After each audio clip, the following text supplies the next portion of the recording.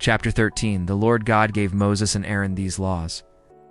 If a person has on their skin a swelling, a tumor, or a spot that becomes a contagious disease, that person shall be brought to Aaron the priest, or to one of his sons the priests. The priest shall examine the skin, and if the hairs in the spot have turned white, and it appears that the lesion is deeper than the skin, then it is a contagious disease. The priest shall pronounce the person unclean. But if the spot is white, does not appear deeper than the skin, and the hairs in the affected area have not turned white, then the priest shall isolate the person for 7 days. On the 7th day, the priest shall examine them again. If in his opinion the spot has not spread but remains as it was, then he shall keep the person isolated for another 7 days. On the 7th day, he shall examine the person again. If the spot is fading and has not spread over the skin, then it is only a harmless swelling. The person shall wash their clothes, and the priest shall pronounce them clean. But if afterwards the spot spreads on the skin, then the person must again consult the priest. The priest shall examine them, and if the spot has spread, he shall pronounce them unclean. It is a contagious disease. When someone has a contagious skin disease, they must be brought to the priest. The priest examines if there is a white swelling on the skin, white-haired, and an open sore, then it is a chronic contagious disease. The priest shall pronounce the diseased person unclean, and shall not isolate them, for it is obvious they are unclean.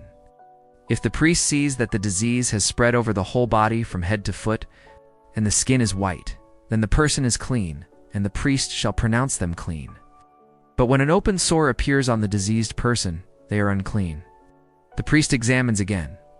If he finds an open sore, he pronounces the person unclean.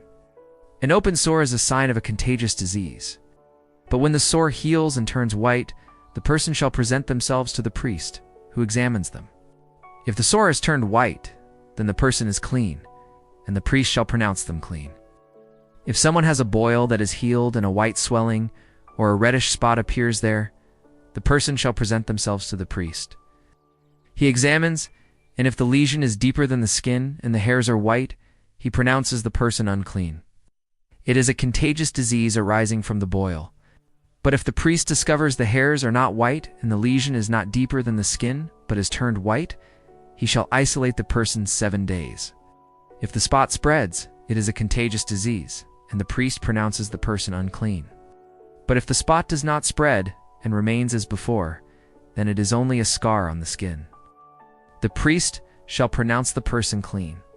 If someone has been burned, and the burned area becomes a reddish or whitish lesion, the priest examines the lesion.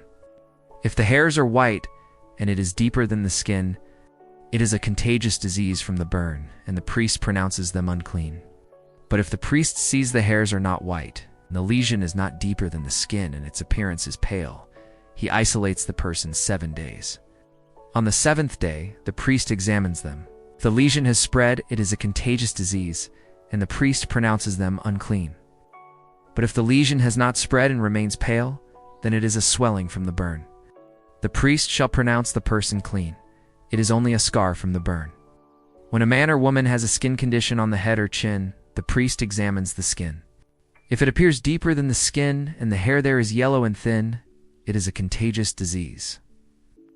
The priest pronounces the person unclean. If the priest deems the lesion not deeper and there is no yellow hair, he isolates the person 7 days. On the 7th day, he examines the skin. If the disease has not spread, and there is no yellow hair, and the lesion is not deeper, then the person shall shave the head or chin without cutting the diseased hair. The priest isolates them another 7 days, then examines again. If the disease has not spread and does not appear deeper, the priest pronounces the person clean. They wash their clothes and are clean. But if after that the infection spreads, the priest examines. If he sees the infection has indeed spread, there's no need to look for yellow hair. The person is unclean. But if in the priest's view the infection has not spread and dark hair is growing there, then the infection is healed. The person is clean, and the priest pronounces them clean. When a man or woman has white spots on the skin, the priest examines the person. If the spots are a pale white, it is harmless, and the person is clean. If a man loses hair on the back or front of his head, making him bald or partially bald, he does not become unclean. But if on the bald head appears a reddish patch, it is a contagious disease. The priest examines the man. If he finds a reddish spot like on the skin, it is a contagious disease. The man is unclean, and the priest pronounces him unclean due to infection on the head. A person with a contagious disease must wear torn clothes, leave their hair unkempt, cover their mouth from the lower face, and cry out unclean, unclean. While they have a contagious disease, the person remains unclean and must live alone outside the camp. When mold appears on a wool or linen garment, a linen or wool blend, a leather piece, or an object made of leather, and the spot is greenish or reddish, it is mold and must be shown to the priest. The priest inspects it and isolates the item for 7 days.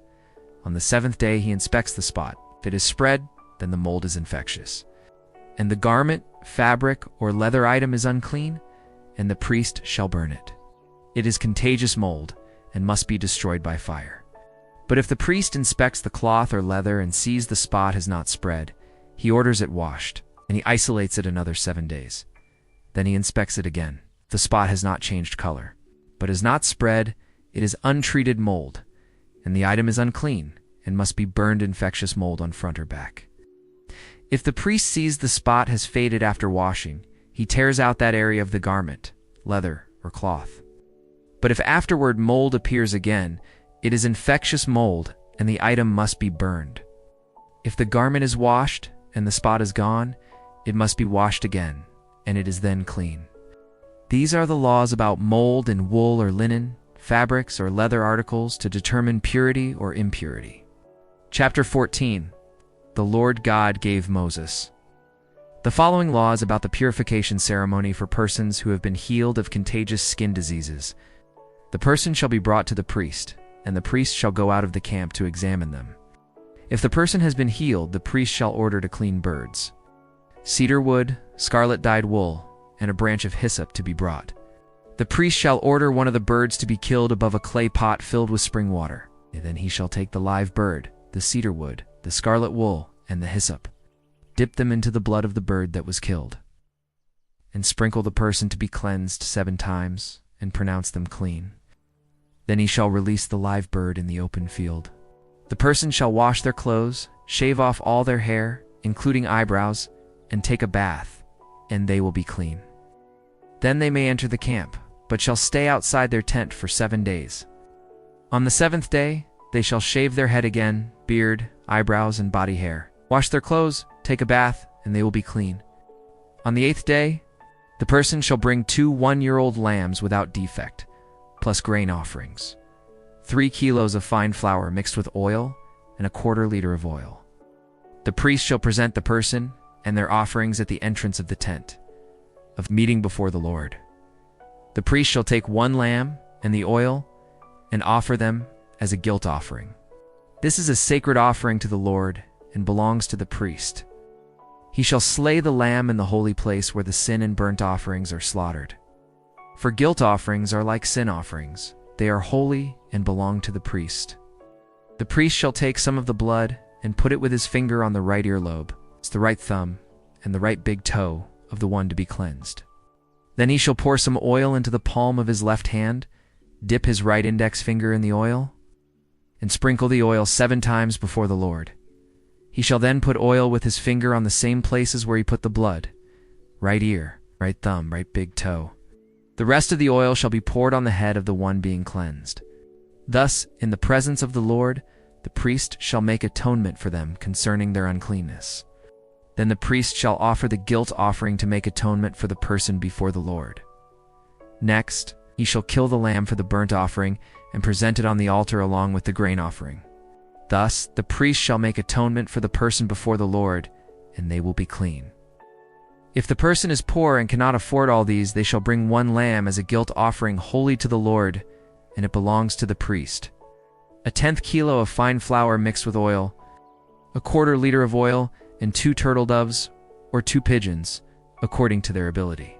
One shall be a sin offering, and the other a burnt offering. On the 8th day of their cleansing, the person shall present them at the entrance of the tent of meeting before the Lord. The priest shall present the lamb and the oil as a guilt offering holy to the Lord. the lamb shall be killed, and some blood put on the right ear. Right thumb, right big toe, some oil poured into the palm of his left hand and oil sprinkled 7 times before the Lord. Then he shall put some oil on the person at the same places and pour the rest of the oil on their head. Thus the priest makes atonement for them before the Lord. Then, according to the person's ability, the priest shall offer the 2 turtle doves, or 2 pigeons, 1 a sin offering, 1 a burnt offering. Thus before the Lord, the priest shall make atonement for them. This is the law for a person healed of a contagious skin disease who cannot afford the usual offerings. The Lord God also gave Moses and Aaron these laws about mold in houses. These laws apply when the people of Israel enter the land of Canaan. If mold appears in a house, the owner shall tell the priest, "Mold is in my house." The priest shall order everything to be removed from the house, or everything inside becomes unclean. Then the priest shall go in to examine the house. If he sees greenish or reddish mold on the walls, and it penetrates the walls, he shall exit, shut up the house for 7 days. On the 7th day, he returns. If mold has spread on the walls, he orders the affected stones removed and cast outside the town in an unclean place. He shall scrape off the plaster inside the house and dump the scraped plaster in an unclean place outside the town. They shall bring fresh stones to replace them and plaster the house again. If after that mold appears again, the priest shall come back and inspect. If mold has spread, it is an infectious disease. All that is in the house is unclean. The house must be torn down, stones, timbers, and plaster tossed outside the city in an unclean place. Whoever enters the house during the 7 days is unclean until evening. Anyone who sleeps or eats in the house must wash their clothes. But if the priest returns and finds no mold after the house has been replastered, he shall pronounce it clean. The mold is gone. Then to cleanse the house, the priest shall take 2 birds, cedar wood, scarlet dyed wool, and hyssop. You shall kill 1 bird over fresh spring water in a clay pot. You shall take the live bird, cedar, wool, and hyssop, dip them in the blood of the dead bird and then in water, and sprinkle the house 7 times. Thus he cleanses it with the blood of the bird, water, living bird, cedar, hyssop, and wool, and releases the living bird outside the town. So the priest performs the cleansing rite, and the house becomes clean. These are the laws for all contagious skin diseases, growths, tumors, and discolorations, and for mold in garments and houses, to distinguish between unclean and clean.